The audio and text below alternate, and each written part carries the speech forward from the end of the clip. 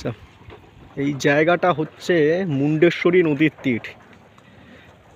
সামনেই একটা নৌকা দাঁড় করানো আছে, একটা নয় অনেকগুলো নৌকাই আছে।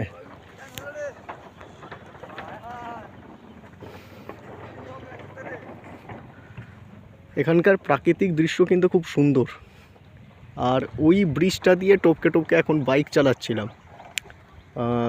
ঘণ্টেশ্বর যে শিব মন্দিরে গিয়েছিলাম সেখান থেকে একজন বলে দিল যে 24পুরের দিকে যেতে গেলে একখানা বাঁশের পোল পেরোতে হবে, সেটা মুন্ডেশ্বরী নদীর ওপরেতে।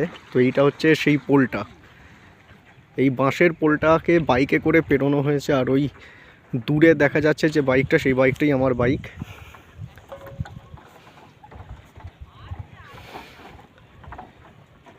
যাই বলো না কেন, প্রাকৃতিক দৃশ্য এখানকার খুবই সুন্দর।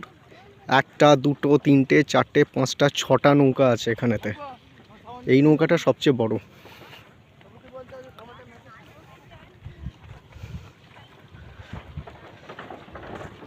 ঘণ্টেশ্বরী শিব মন্দিরের ভিডিওটা অবশ্যই ছাড়া হবে, কিন্তু এইটারও গুরুত্ব অনেক।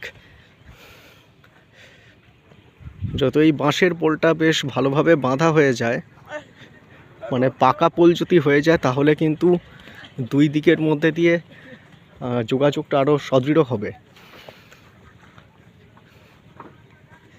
এমনিতেই এখন শীতকাল, জলের পরিমাণও খুব কম,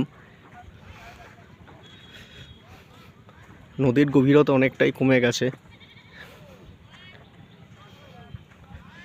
এবারেতে এই যে রাস্তাটা যাচ্ছে সেখান দিয়ে সোজা আমার এই 100 সিসির বাইকটাকে নিয়ে বেরিয়ে যাব। ইচ্ছা ছিল আজকে আসার পথে মোটোব্লগ করার, কিন্তু ওই পাশে রাস্তার অবস্থা আরও সাংঘাতিক ছিল। কোনো জায়গা ভালো, কোনো জায়গা খারাপ, কোনো জায়গা বিশাল ঢাল। চলো এই ভিডিওটা এখানেই শেষ করছি। আর ওই দূরে আর একটা আবার নৌকা, আর আমার বাইক তো সামনেই দাঁড়িয়ে আছে। চলো শেষ।